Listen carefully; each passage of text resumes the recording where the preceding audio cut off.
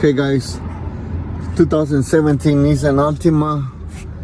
So I got a call and guy said that hey, my car it won't go. I mean, like he was driving on a highway, and then when he was pressing the gas pedal, it won't respond. So he pulled over and called me, and I went to pick them up, and I was diagnostic.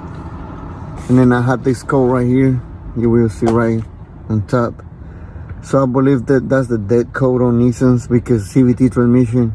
So if you got that type of codes on your car and your car start, but it won't move, so you just better check. You go straight to this, and then you can start from there. Let me show you. Okay, so I dropped the pen.